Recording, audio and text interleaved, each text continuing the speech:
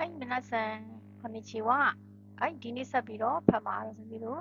ရှင်းကဆန် reading လေးရဲ့မွန်တိုင်းနီကျူးဆန်လေးကိုဆက်ဖတ်သွားမယ်နော်အဲ့တော့နီကျူးဆန်လေးမှာပါတဲ့ကုတူပါလေးကိုကြည့်မယ်ဆိုရင်ဟဲ့ star arrow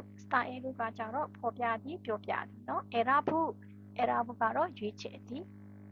တော့တိုးလေးကိုဖတ်ပါမယ်この文章を書いた人は九州の言葉についてどう言っていますかအဲ့တော့ဒီစာကြောင်းကိုဒီစာပိုက်ကိုရေးခဲ့တဲ့သူကဒီ九州ပြည်နယ်ရဲ့စကားလုံးတွေနဲ့ပတ်သက်ပြီးတော့ဘယ်လိုပြောနေတာလဲတဲ့နော်ဟဲ့ဒါဆို九州နဲ့ပတ်သက်ပြီးတော့ဘယ်လိုပြောနေတာလဲတော့ဖတ်ကြည့်မယ်နော်ဟဲ့友達に水道ってわかると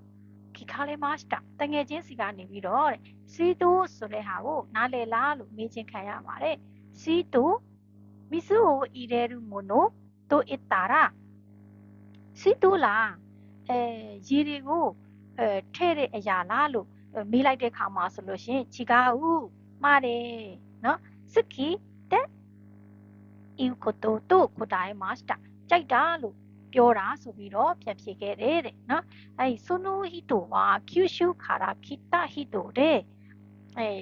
ဒီလူဟာဆိုလို့ရှိရင်九州ဒေတာကနေပြီးတော့လာခဲ့တဲ့လူဖြစ်ပြီးတော့စီတိုးはそこの言葉だそうですစီတိုးဆိုတာကတော့အဲ့ဒီ九州ဆိုတဲ့ဒေတာရဲ့ပေါ့နော်言葉ဖြစ်ပုံရပါတယ်တဲ့နော်彼女は好きな人に気持ちを伝えたいときは好きよりシートの方がうまく言えるそうですနော်彼女ရှိသူကောက်မလေးစီကနေပြီးတော့နော်ကောက်မလေးကနေပြီးတော့好きな人にနော်သူကြိုက်နေတဲ့သူစီကို気持ちを伝えたいသူရဲ့စိတ်ခံစားချက်တွေကိုဖော်ပြခြင်းတဲ့ခါမှာမျိုးမှာဆိုလို့ရှိရင်လေ好きလို့ပြောတာချက်ပေါ့နော်စီတိုဆိုတဲ့ဟာလေးကိုကျွမ်းကျင်နဲ့လှလှပပလေးပေါ့နော်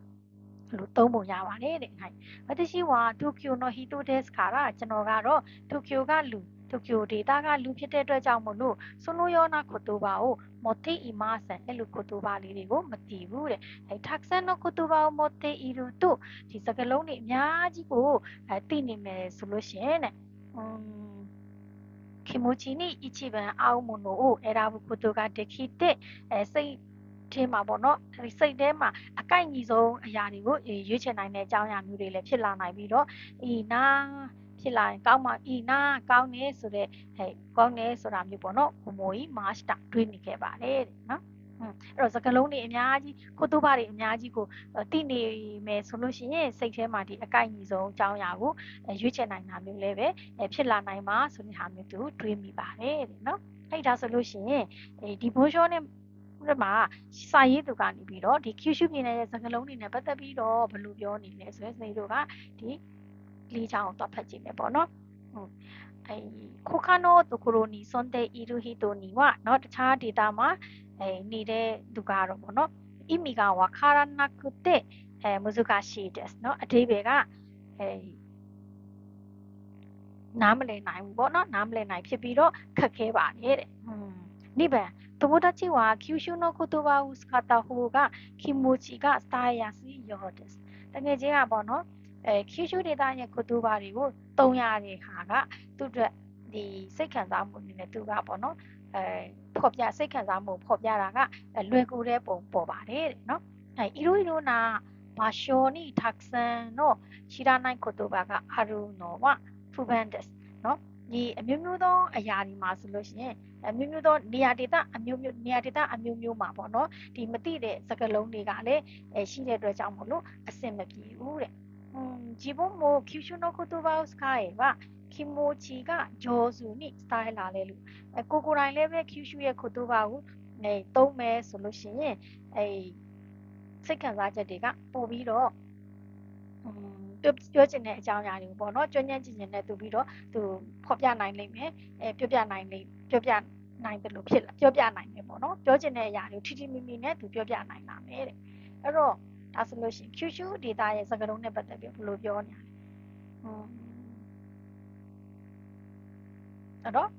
答えは何番と思いますかဘယ်နံပါတ်လေးလို့ထင်လဲเนาะဒီမှာဆိုရင်